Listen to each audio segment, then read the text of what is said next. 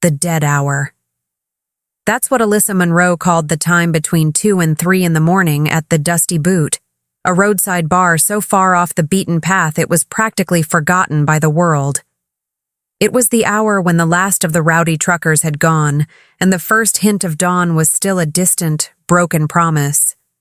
The only sounds were the hum of the old neon sign outside and the rhythmic wipe of her rag against the worn, sticky surface of the bar. Tonight, the dead hour had a witness. He sat in the darkest corner of the bar, a solitary shadow who had walked in an hour ago and hadn't spoken a word since. He'd ordered a whiskey, neat, and had been staring into the amber liquid as if it held the answers to a question he was too afraid to ask. He was big, built with the kind of hard, dense muscle that wasn't forged in a gym, but in hardship.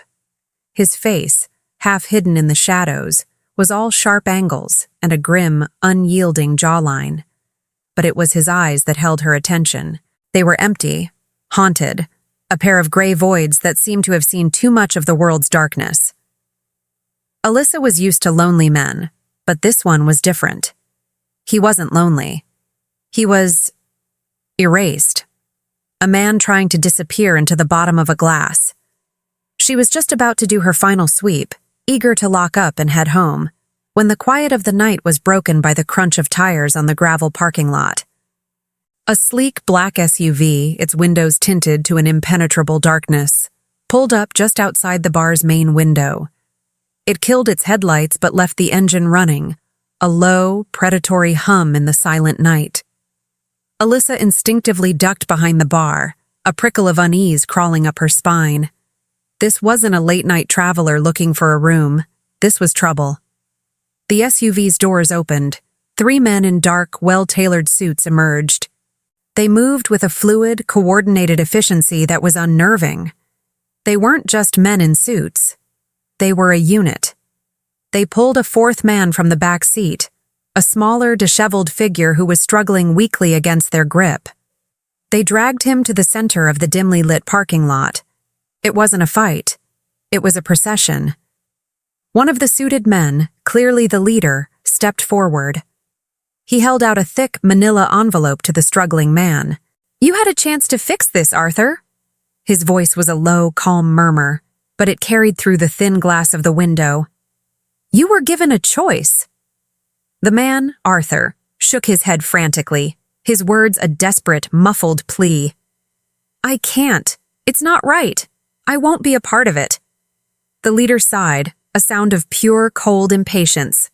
He took the envelope back. "A pity," he said.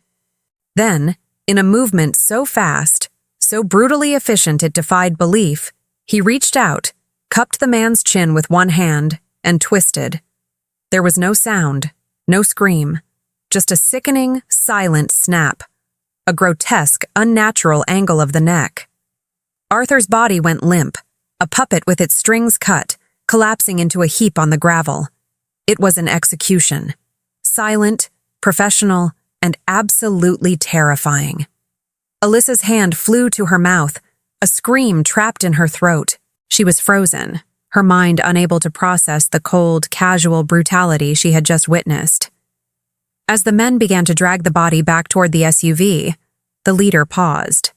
He lifted his head, his gaze sweeping the area, a predator scanning for threats.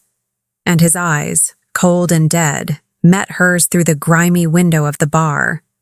He saw her. He didn't smile. He didn't scowl. His expression didn't change at all. He simply lifted a single gloved finger and pointed it directly at her, a silent, damning accusation. Then he got into the car and it sped away into the darkness, leaving behind only the dead body and the terrifying certainty that she was next. The SUV disappeared into the darkness, but the image of the man's pointing finger was burned into Alyssa's mind. For a heart-stopping second, she was paralyzed, her entire body locked in a state of pure, primal terror. Then, the adrenaline hit. Her first instinct was the phone. She scrambled from behind the bar, her trembling fingers fumbling for the old, wall-mounted receiver. She ripped it from its cradle and pressed it to her ear. Nothing. A dead, empty silence. No dial tone. Nothing. They had cut the line. The realization was a fresh wave of cold, sickening dread. They had planned this. They were professionals. She heard it then. The faint, distant sound of an engine that was no longer driving away, but was turning around, coming back. They were coming back for her. Panic, sharp and blinding, threatened to overwhelm her. Her eyes darted around the empty bar, searching for an escape, a place to hide. And then her gaze landed on the man in the corner. He was no longer the empty, haunted shell he had been moments before. He was on his feet, his body coiled like a spring, every line of him radiating a dangerous, lethal alertness. The haunted look in his eyes was gone, replaced by a sharp, focused intensity that was somehow even more frightening. He was watching the road, his head tilted, listening. "They're coming back for you," he said, his voice a low, gravelly rumble. It wasn't a guess. It was a statement of fact.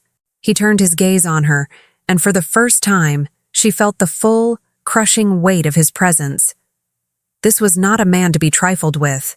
This was a predator. He crossed the room in 2 long, silent strides. He didn't offer comfort. He didn't ask questions. He gave a command. "Don't scream," he said, his voice leaving no room for argument. "Don't hesitate. When I say run, you run." He grabbed her arm, his grip like a band of steel. The touch was not gentle, but it was not cruel.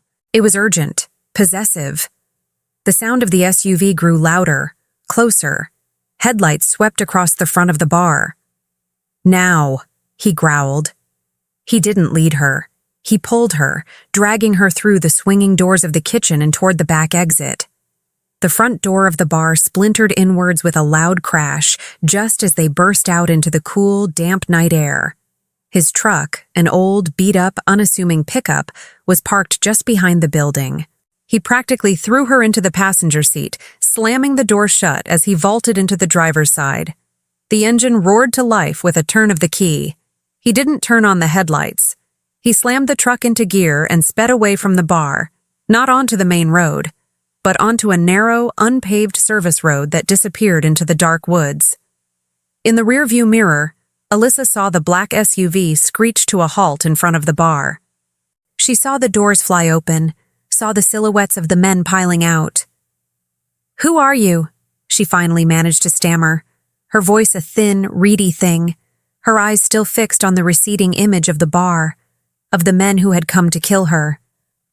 The stranger glanced at her for a single, intense second, his face illuminated by the faint glow of the dashboard.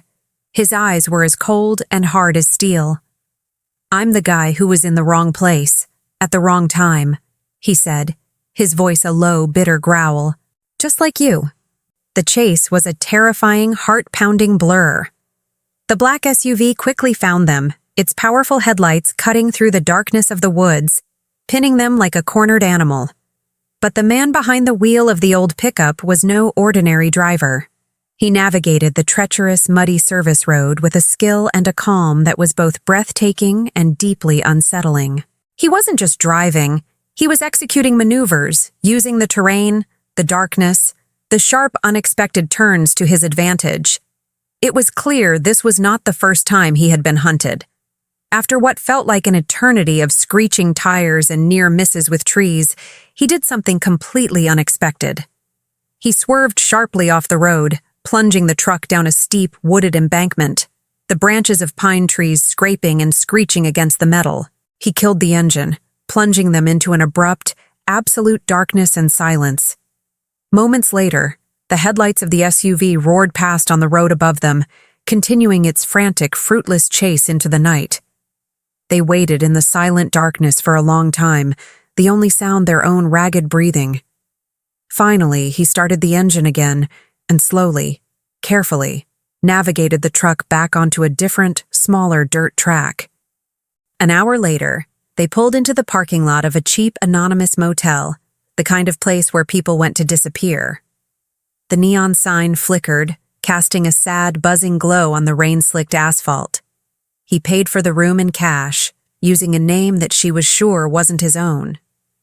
Inside, the room was small, dingy, and smelled of stale cigarette smoke and disinfectant. He locked the door, slid the chain across, and then wedged a chair under the doorknob. The finality of the actions, the practiced, weary efficiency of it all, sent a fresh wave of fear through Alyssa. The reality of her situation crashed down on her. "They saw my face," she whispered, her body starting to tremble uncontrollably. "They know where I work. They'll find me." "Yes," he said, his voice flat, matter of fact. He stood by the window, peering through a crack in the cheap vinyl blinds. "They won't stop until they do." He turned from the window to look at her, his expression grim. "And now, they've seen you with me." He walked toward her, stopping a few feet away. He was no longer just a stranger. He was her protector, her captor, her only link to survival. "So this is how it's going to be," he said, his voice a low, hard command. "From this moment on, you do not leave my sight. You do not talk to anyone. You do not use your phone. You do not use a computer. Your old life, the one you had 6 hours ago, it's over. It's a ghost." He took a step closer, his presence filling the small, cramped room. "The only thing keeping you alive right now," he said, his voice dropping to a low, intense whisper, "is me." It was an impossible rule. A complete and total surrender of her life, her identity, her freedom, to a dangerous, broken stranger who was just as trapped as she was. Tears of fear and exhaustion began to stream down her face. "Why?" she choked out. "Why are you helping me?" He looked away from her then, his gaze falling to his own hands. They were large, calloused, and in the dim light of the motel room, she saw that they were trembling, just slightly. "Because I've failed to protect someone before," he said, his voice a raw, haunted whisper. "I won't fail again." The first night in the motel room was a unique form of torture. Sleep was an impossible luxury. Every creak of the old building, every passing car on the highway, sent a fresh jolt of terror through Alyssa. She sat huddled on one of the 2 lumpy, queen-sized beds, a thin, scratchy blanket pulled up to her chin, watching him. He hadn't moved from the rickety wooden chair he had wedged under the doorknob. He sat in the darkness, a silent, brooding sentinel, his back to her, his gaze fixed on the door. He was a statue carved from shadows and tension, a man so coiled with a dangerous, violent energy that the very air around him seemed to crackle. She was safe with him, she knew, but she was also terrified of him. Hours passed in a thick, suffocating silence. Finally, exhaustion began to win, her eyelids growing heavy. She must have drifted off, because the sound that ripped her from the edge of sleep was not from the outside world, but from inside the room. It was a name, choked out in a raw, agonized cry. "Marcus!" Her eyes flew open. He was no longer sitting in the chair. He was on his feet, his body rigid, his hands clenched into fists at his sides. He was still asleep, trapped in the throes of a nightmare so violent it was a physical presence in the room. He gasped for air, his chest heaving, his face contorted in a mask of pure, unadulterated horror. "I had him. I had him," he muttered, the words a broken, desperate litany. "Covering fire! Move!" He was not in the motel room. He was somewhere else entirely, a place of sand and smoke and death. Then, with a final guttural cry, he woke up. His eyes snapped open, wild and unfocused for a second before they cleared. The horror of the dream replaced by a dawning, self-loathing shame as he realized where he was, and that he was not alone. He saw her, sitting up in the bed, her own eyes wide with a mixture of fear and a startling, unexpected pity. He stumbled back, away from her, as if his own vulnerability was a contagion. He ran a hand over his face, his body slick with a cold sweat, his breathing still ragged. Alyssa's fear, which had been a constant cold companion all night, was suddenly eclipsed by a different, more powerful instinct. The instinct of a caregiver. She saw not a monster, not a killer, but a man who was deeply, profoundly wounded. She slipped out of bed. She moved slowly, cautiously, as if approaching a wild, cornered animal. She went to the small, grimy sink in the corner of the room, filled a cheap plastic cup with water, and brought it to him.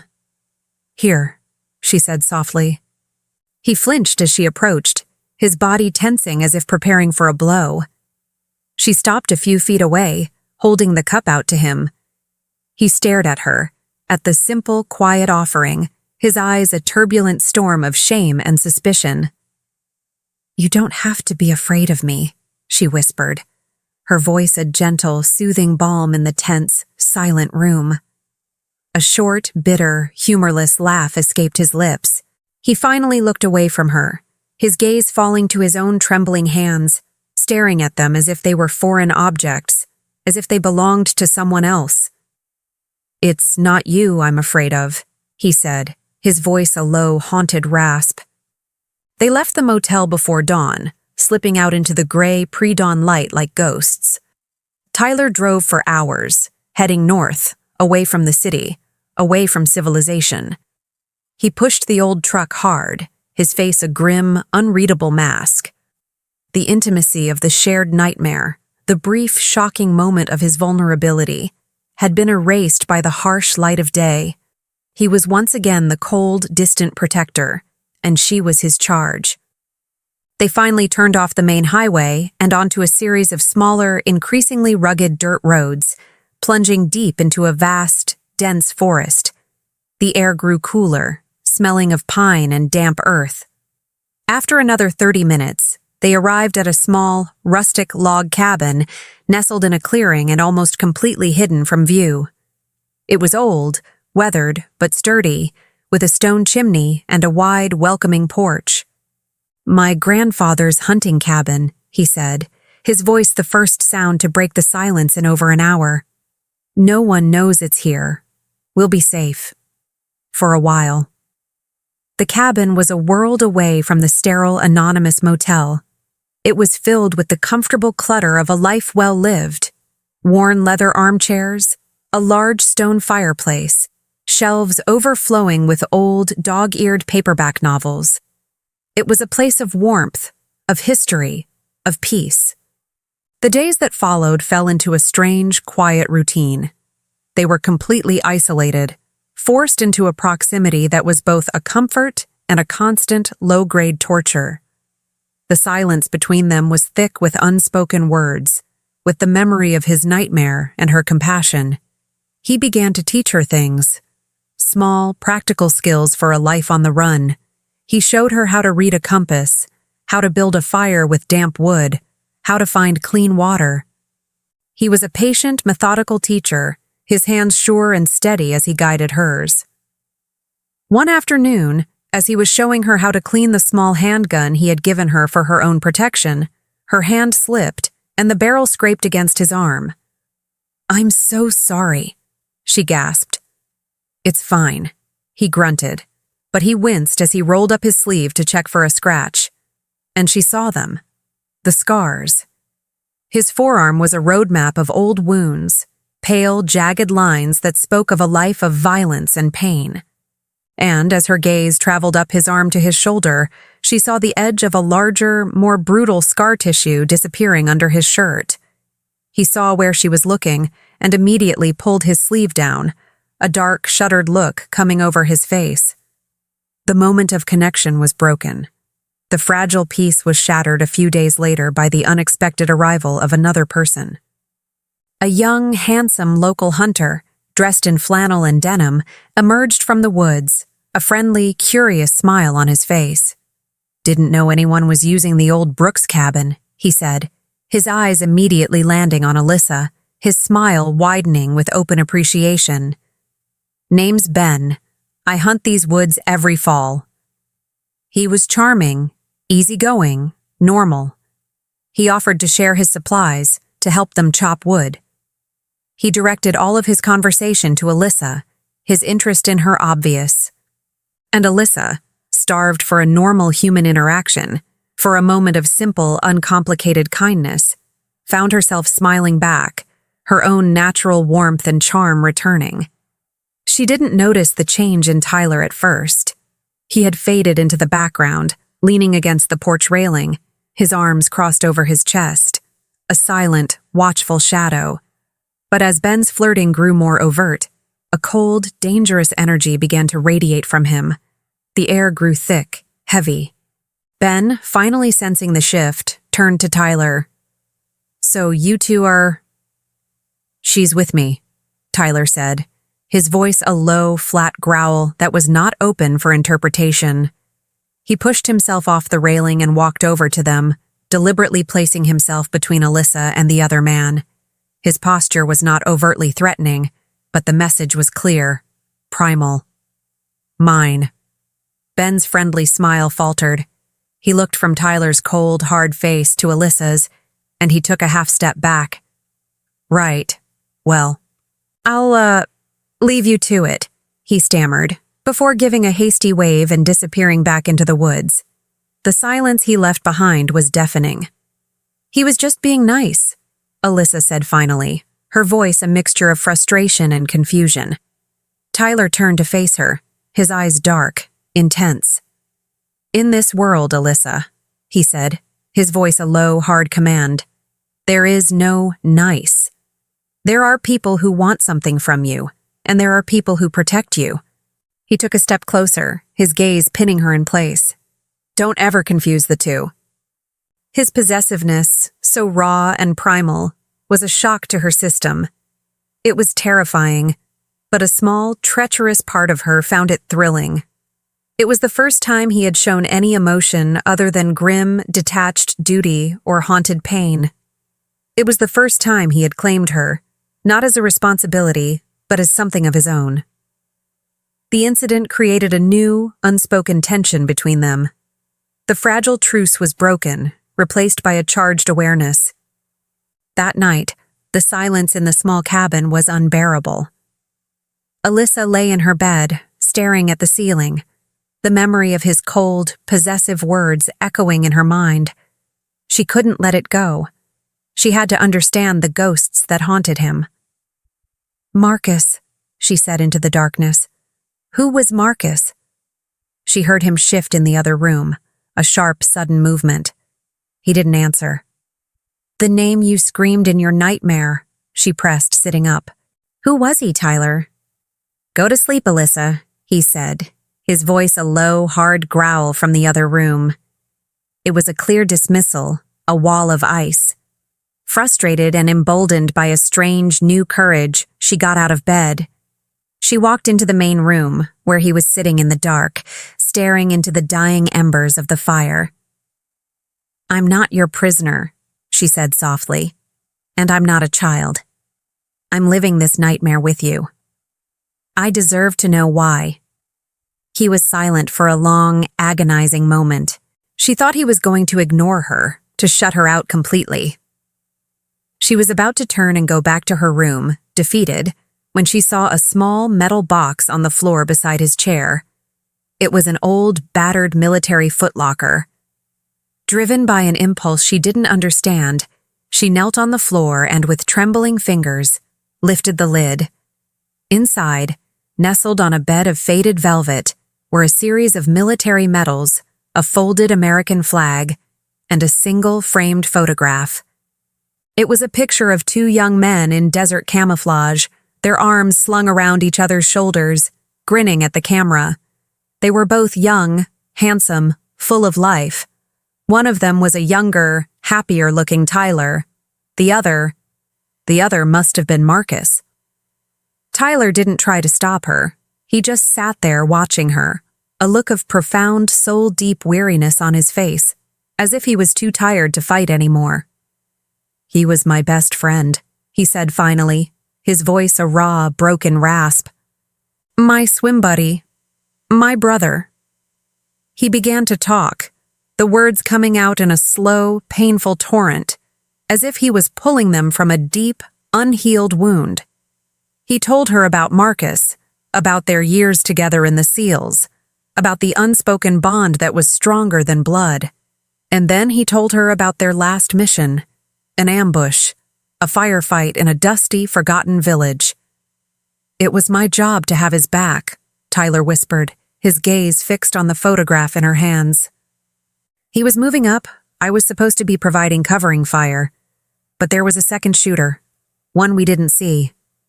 He took a shaky breath, the memory clearly playing out behind his eyes. "I was a split second too late. A single shot."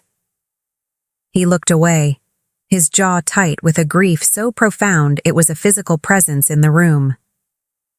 "He died in my arms," he said, his voice a hoarse, choked thing. "I came home, but I left him there, in the sand." He finally looked at her, his eyes for the first time completely, utterly shattered. The cold, hard soldier was gone, leaving only a man drowning in a sea of guilt and regret. "That's why I was in that bar, Alyssa," he whispered, the confession of final, devastating surrender. "That's why I was trying to disappear." She looked from the smiling, vibrant young man in the photograph to the broken, haunted man sitting before her. And she finally understood. The man who had saved her life was a man who believed, with every fiber of his being, that he didn't deserve to be saved himself. His confession, raw and devastating, shattered the last of Alyssa's fear. She no longer saw a dangerous, unpredictable soldier, a man to be handled with caution. She saw a soul in agony, a man drowning in a guilt he didn't deserve. And every compassionate, caregiving instinct she possessed rose to the surface. The dynamic in the cabin shifted completely. She was no longer his charge, the civilian he had to protect. She became his anchor, his quiet, steady presence a balm to his wounded spirit. She started to take care of him in small, unobtrusive ways. She made sure he ate, preparing simple, hearty meals that reminded him of a home he had long forgotten. She would find him staring into the fire, lost in his ghosts, and she would sit with him, not speaking, not offering empty platitudes, but simply sharing the silence, letting him know he wasn't alone. He, in turn, began to let her in. He started talking, sharing small, fragmented stories about Marcus, about their training, about the ridiculous, boyish pranks they used to pull. He spoke of the past as if he was trying to bring his friend back to life, to prove that he had existed, that he had mattered. And Alyssa listened, her quiet, empathetic presence giving him the space he needed to grieve, to finally begin to heal. One night, a week after his confession, the nightmares returned. Alyssa was woken by the familiar, choked cry of Marcus's name. She found him in the main room, standing in the moonlight, his body rigid, his hands clenched into fists. He was trapped in the memory, his breathing ragged, his eyes wide with a horror she could only imagine. The old Alyssa would have been afraid. But this Alyssa, the woman who had seen the broken man behind the soldier, felt only a deep, aching compassion. She moved toward him slowly. "Tyler," she said softly, "you're not there. You're here. You're safe." He flinched as she approached, a low growl rumbling in his chest, the instinct of a cornered animal. But she didn't stop. She reached out and, with a hand that was surprisingly steady, she touched his arm. The effect was instantaneous.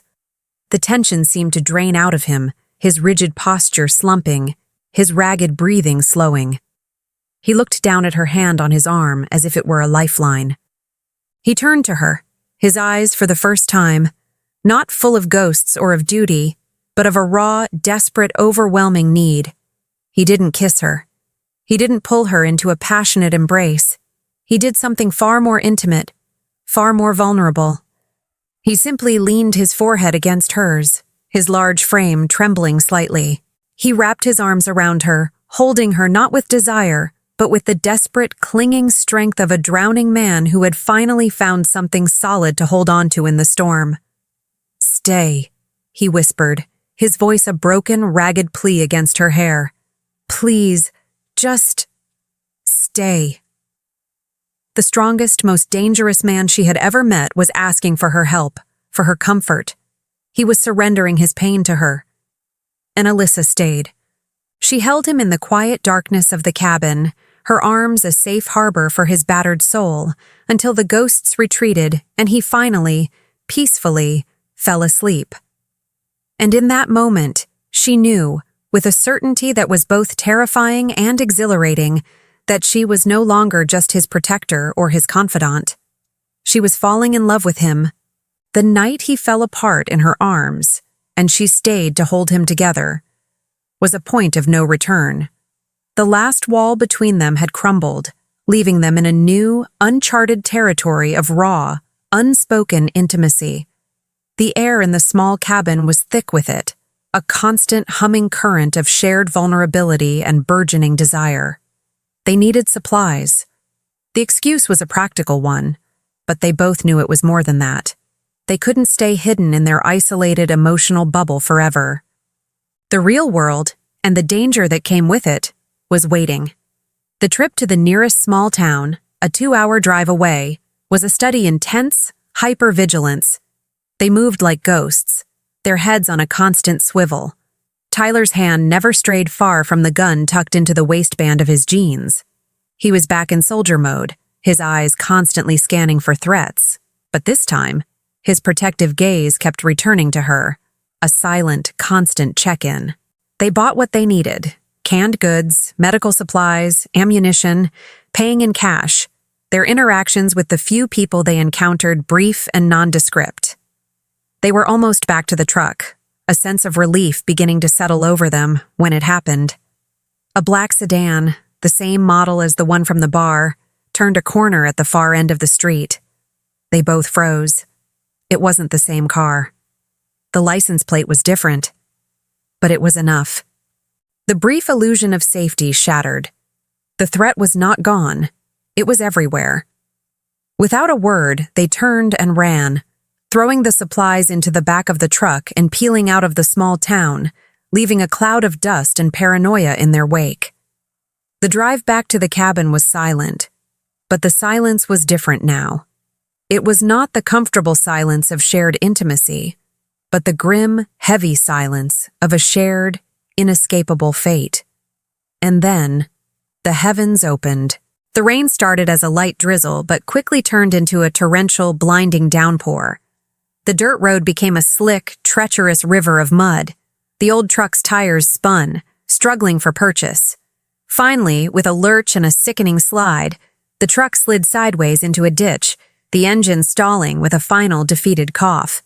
They were stuck, in the middle of nowhere, in the middle of a storm, with killers potentially on their trail. Tyler slammed his fist against the steering wheel, a low, frustrated curse escaping his lips.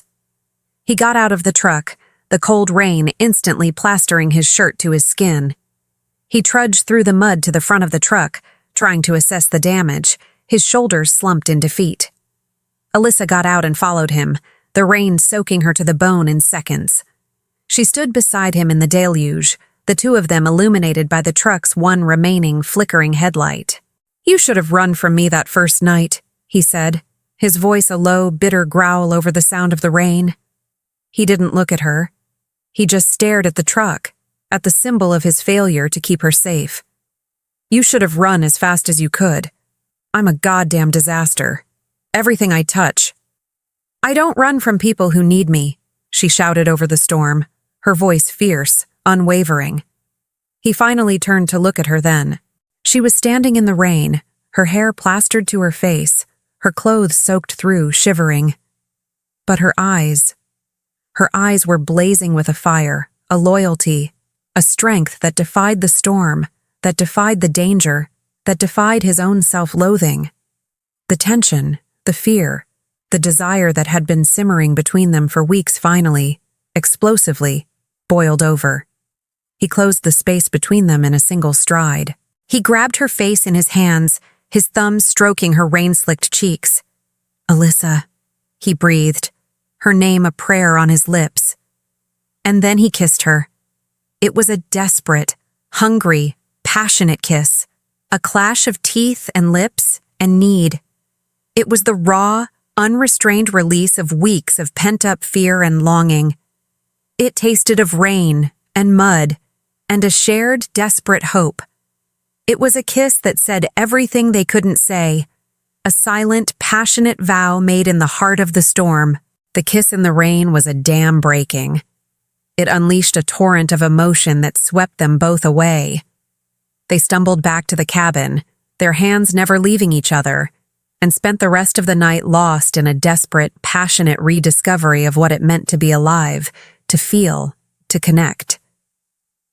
For a few stolen hours, there were no assassins, no ghosts, no danger. There was only the sound of the rain on the roof and the frantic, beautiful beating of two hearts that had finally found their rhythm. The peace, as always, was short-lived. The next morning, while Alyssa slept, Tyler, driven by a new, fierce determination to end the threat once and for all, used a satellite phone he had kept hidden in the cabin.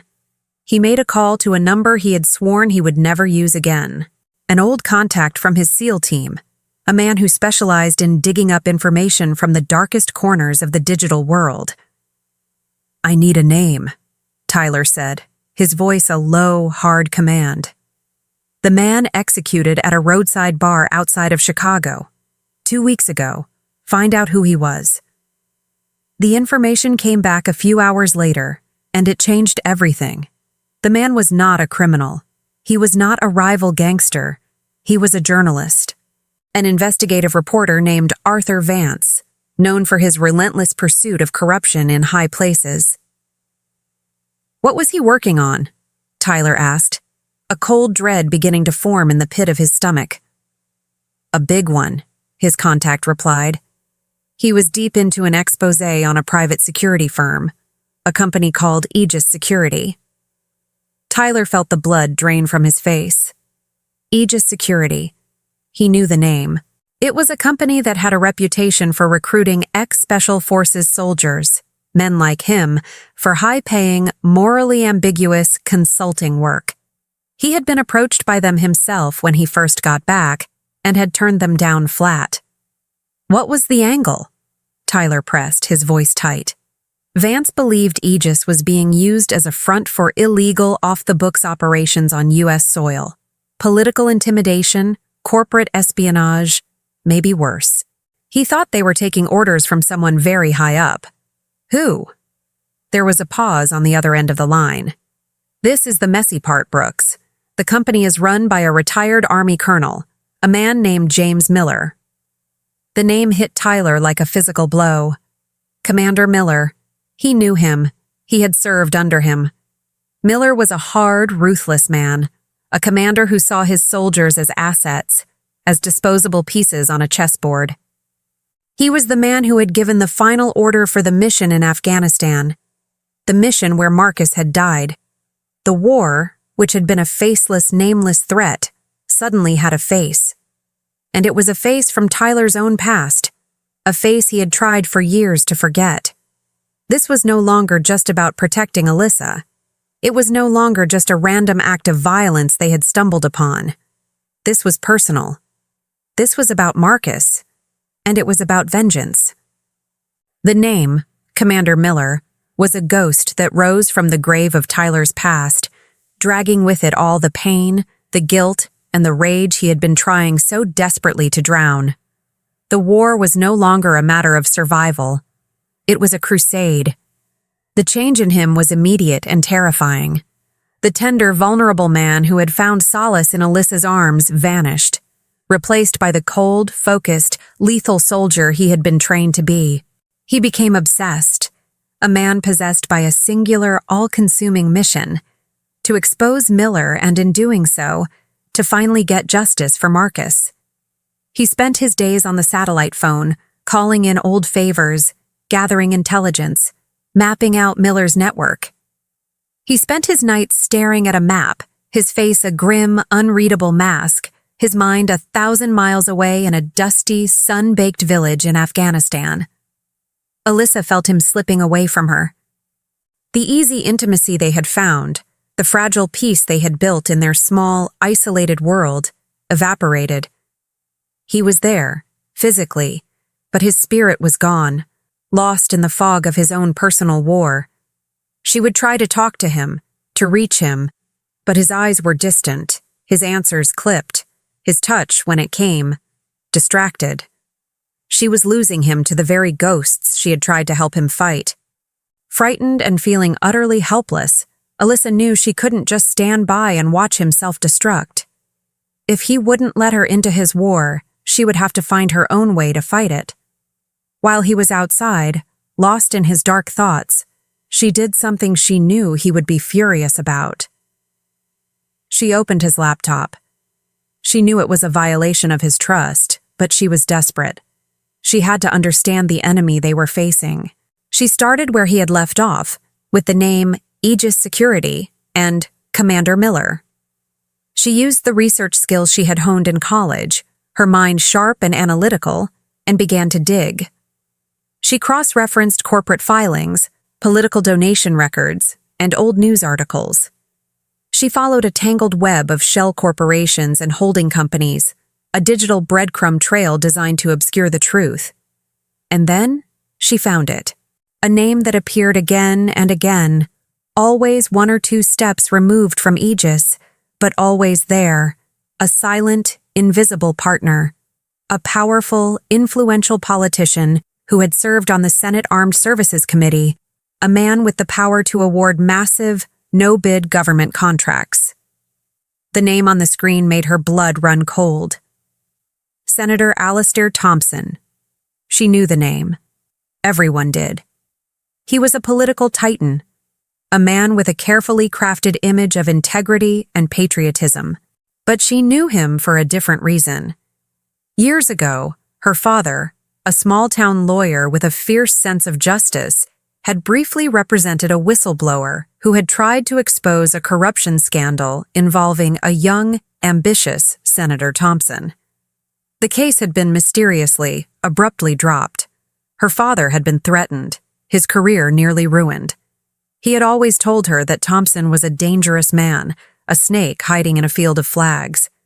The conspiracy wasn't just about a rogue commander. It was bigger, darker, and more powerful than they could have ever imagined. And it was a conspiracy that, through a strange, dark twist of fate, was deeply, personally connected to her own past. The discovery of Senator Thompson's name was a chilling, clarifying piece of the puzzle. The conspiracy was no longer just a military vendetta. It was a sprawling, powerful network that reached into the highest levels of government. This was why they were so ruthless, so desperate to silence anyone who got too close. Meanwhile, Tyler, consumed by his own singular focus on Commander Miller, had finally found what he was looking for. Through his own network, he had pinpointed Miller's location, a private, heavily guarded estate outside of D.C. "I'm going after him," he announced to Alyssa that evening, his voice a low, hard growl. He was cleaning his handgun, his movements precise, mechanical, his eyes cold and distant. Tonight, alone. A wave of pure, cold terror washed over Alyssa. "No," she said, her voice sharp. "Tyler, you can't. It's a trap." "I know what I'm doing," he said, not looking at her. "No, you don't," she insisted, stepping in front of him, forcing him to look at her. "You're not thinking clearly. You're letting your anger, your guilt over Marcus blind you. Miller is expecting you. He wants you to come alone." "This isn't your fight, Alyssa," he snarled, his patience snapping. "This is about Marcus. This is about justice. You don't understand." "I understand that you're walking into a suicide mission," she cried, her own frustration boiling over. "I understand that you're about to get yourself killed for a ghost." The words, so brutal and so true, hit him like a physical blow. He flinched, his face a mask of pain and rage. "Stay out of it," he growled, pushing past her. He was going, and she couldn't stop him. As he prepared to leave, a desperate, reckless idea formed in Alyssa's mind. If he wouldn't listen to reason, if he was determined to fight his war, then she would have to fight hers. She waited until he was gone.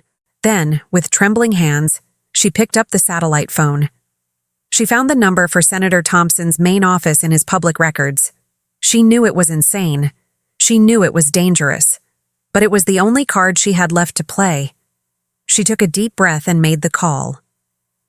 "My name is Alyssa Monroe," she said to the surprised aide who answered. "I have information that is of vital importance to the senator. It concerns my father, a lawyer named David Monroe, and a private security firm called Aegis." The name drop worked. Within an hour, she was speaking to the senator himself. He was smooth, charming, concerned. He listened patiently as she, choosing her words carefully, hinted at the information she possessed, at the connection between him and Miller.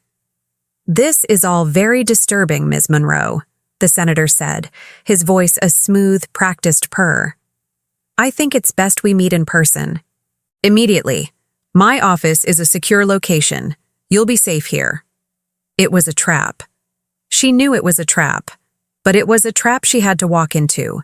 It was the only way to get close enough to expose him, to create a diversion, to do something to save the man she loved from his own self-destructive path. 2 hours later, she was escorted into the senator's opulent, wood-paneled office. He greeted her with a warm, fatherly smile. "Ms. Monroe," he said, gesturing for her to sit.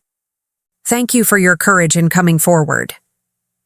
He sat down behind his massive desk, his smile fading, replaced by a look of cold, reptilian amusement. "Your father was a curious man," he said, his voice a low, chilling purr. "Always digging where he shouldn't. A pity what happened to him." He leaned forward, his eyes glinting with a triumphant, predatory light. "Commander Miller has just informed me that Tyler Brooks is on his way to a private meeting," the senator said. "And you, my dear, are going to help me make sure he never leaves." Tyler arrived at the secluded estate just after midnight. It was a fortress, just as he had expected, surrounded by high walls and armed guards. He moved like a ghost, bypassing the perimeter security with a lifetime of training, a silent, lethal shadow slipping through the darkness. His mind was a cold, clear instrument of vengeance. This was for Marcus. He found Commander Miller waiting for him in a large, sterile, brightly lit hangar at the center of the property. He was alone, standing under the harsh fluorescent lights, a smug, confident smile on his face. "Brooks," Miller said, his voice echoing in the vast, empty space. "I knew you'd come. Predictable." "It's over, Miller," Tyler growled, his own weapon raised, his finger steady on the trigger. "I know everything. Aegis, the journalist, all of it." Miller laughed, a short, ugly sound. "You know nothing." At that moment, Tyler's satellite phone, the one he had left with Alyssa, buzzed in his pocket. He had given it to her for emergencies, a lifeline. The sound in this place, at this moment, was a jarring, discordant note. His heart seized. He kept his gun trained on Miller as he pulled the phone from his pocket. It was a text message, a single image. It was a picture of Alyssa. She was sitting in a plush leather chair, looking terrified.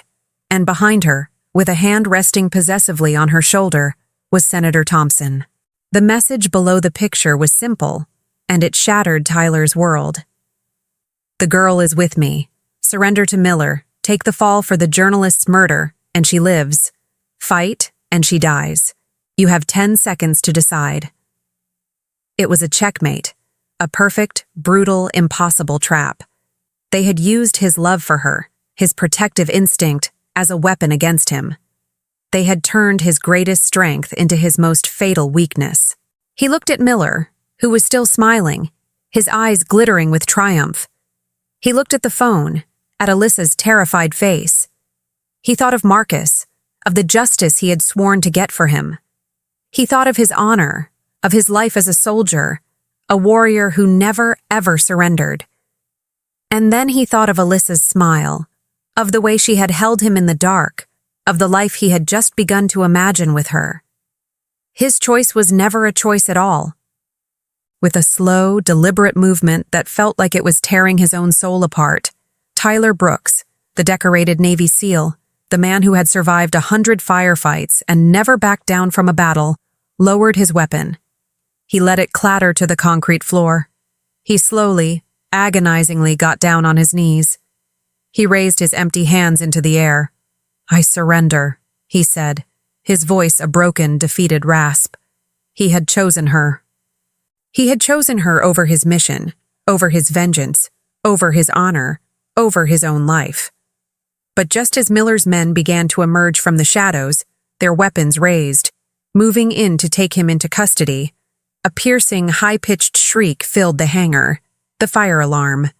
And in the senator's office, miles away, Alyssa Monroe, having just pulled the alarm with one hand, used the other to pick up a heavy bronze statue of an eagle from a nearby pedestal. With a desperate, primal scream, she hurled it through the massive plate glass window behind the senator's desk, shattering the illusion of his untouchable power and sending a shower of glass and chaos onto the street below. She would not be a damsel. She would not be a pawn. She would fight. For him. The piercing shriek of the fire alarm and the explosive crash of the window shattered the tense, triumphant atmosphere in both locations. In the senator's office, chaos erupted. Alarms blared, security agents burst into the room, their attention immediately drawn to the shattered window and the screaming woman. In that single, brilliant moment of pandemonium she had created, Alyssa was no longer a hostage. She was a crisis, a problem, a distraction. In the hangar, the effect was just as profound. The sudden, unexpected alarm caused Miller's men to hesitate for a fraction of a second. Their focus shifted, their discipline momentarily broken. It was the only opening Tyler needed. He moved from his knees with the explosive, lethal grace of a coiled viper. He was not a surrendering soldier anymore. He was a weapon, unleashed. But he wasn't alone. The hangar doors at the far end of the building suddenly slid open, and a team of dark, silent figures emerged from the night. They moved with a familiar, deadly efficiency, a seamless, coordinated flow that Tyler recognized in his very bones. It was his old team, his brothers. Alerted by a silent, prearranged distress signal he had activated the moment he saw Alyssa's picture. The fight was brutal, efficient, and short. Miller's private army of mercenaries was no match for a team of active-duty Navy SEALs. They were disarmed and subdued in minutes. Commander Miller, his face a mask of stunned disbelief, found himself in zip ties, his perfect trap having crumbled into dust around him. But Tyler's war wasn't over. He didn't stay to savor the victory. He left Miller to his team and, with a single-minded, desperate focus, he raced to save Alyssa. He arrived at the senator's office building to find it surrounded by police and fire trucks, a chaotic scene of flashing lights and frantic activity. He found Alyssa being questioned by a police captain, wrapped in a blanket, looking shaken but unharmed, her eyes blazing with a fierce, defiant fire. Their eyes met across the crowded street, and in that single, silent look, everything was said. The weeks that followed were a whirlwind of legal and political fallout. The arrest of Commander Miller and the subsequent raid on Aegis Security's headquarters uncovered a mountain of evidence. But the final killing blow came not from a soldier, but from a ghost. Tyler's redemption was not in the violence of the hangar. It was in the quiet, deliberate act he took next. He took the small, battered diary that had belonged to Marcus, a diary filled with his friend's own doubts and fears about Miller's illegal orders, and he didn't leak it to the press. He didn't use it for a bloody, personal revenge. He walked into the office of a respected, old-school investigative journalist, the same one his father had once trusted, and handed it over. He chose to honor Marcus's memory, not with more violence, but with the truth. He chose justice over vengeance. He chose Alyssa's world over his own. The story exploded. The diary, combined with the evidence from the Aegis raid and Alyssa's own sworn testimony, was a political firestorm. Senator Thompson, his reputation in tatters, was forced to resign in disgrace, facing a sprawling federal investigation that would dismantle his entire corrupt network. The war was over. The enemy was defeated. Tyler was a free man, his name cleared, his honor restored. He went to Alyssa's old apartment, which had been cleaned and secured. She was there, packing a small bag. The world was safe now. She could finally go back to her life. "It's over," he said, his voice quiet, standing in the doorway. "You're safe now. You can go back to your life." He was giving her an out, the out she deserved. He was prepared for her to leave, to walk away from the darkness and the violence he had brought into her world. He was prepared for his heart to break. The words hung in the air of her small, familiar apartment. "You can go back to your life." Alyssa looked around the room, at the worn, comfortable armchair where she used to read for hours, at the stack of books on her nightstand, at the faded photograph of her parents on the wall. This was her life. It was quiet. It was safe. It was everything she had ever known, and it felt like a ghost town. She looked at Tyler. He stood in her doorway, a silhouette against the setting sun, looking like a soldier waiting for his final, painful orders. He had saved her, protected her, surrendered his own honor for her. And now, with a love so profound it was a physical ache in his chest, he was offering her the one thing he thought she wanted most: an escape from him. She thought of the past few weeks, the terror, the fear, the constant heart-pounding adrenaline, but she also thought of the quiet moments in the cabin, the shared meals, the stories whispered in the dark, the feel of his hand in hers, the desperate, beautiful kiss in the rain. She had been more alive in those few, terrifying weeks with him than she had been in her entire, safe, predictable life. "I don't want to go back," she said softly. He stared at her, his composure cracking, a flicker of a wild, desperate hope in his eyes. "Alyssa, you don't have to—" "I know," she interrupted, taking a step toward him. "I don't have to do anything. That's the point. This is my choice." She stopped in front of him, so close she could see the exhaustion and the love warring in his gaze. "That life," she said, gesturing to the empty apartment around them. "It doesn't fit anymore. I've seen too much. I've felt too much." She reached out and took his hand, her fingers lacing with his. His hand was warm, strong, real. "You think your world is all darkness and violence," she said. "But you're wrong. I saw what you did, Tyler. You had the power to destroy those men, to get your revenge. But you chose justice. You chose honor. You chose to be a better man." He looked down at their joined hands, his throat tight with an emotion he couldn't name. "I don't want you to be normal, Tyler," she whispered, her voice full of a fierce, unwavering certainty. "I don't want the man who disappears into a crowd. I want the man who stands up in the darkness. I want the man who held me through my nightmares and let me hold him through his." She squeezed his hand, a silent, binding promise. "But from now on," she said, her eyes locking with his, "you don't fight alone. Ever again." 1 year later, the air in the mountains was crisp and clean, smelling of pine and wood smoke. The old rustic cabin was no longer just a refuge. It was a home. They had spent the past year rebuilding it, sanding down the rough edges, letting in the light, transforming it into a sanctuary of peace and quiet strength. Tyler was a different man. The haunted, empty look in his eyes was gone, replaced by a calm, steady warmth. He had left the SEALs, his war finally, truly over. But he hadn't left his brothers. He and the members of his old team, the men who had come for him in the hangar, had started a nonprofit. They used their unique, formidable skills for a new kind of mission, a wilderness search and rescue organization that specialized in finding lost hikers and bringing them home. He was still a protector, but now he was protecting the innocent, bringing people back from the brink. Alyssa had found her own peace.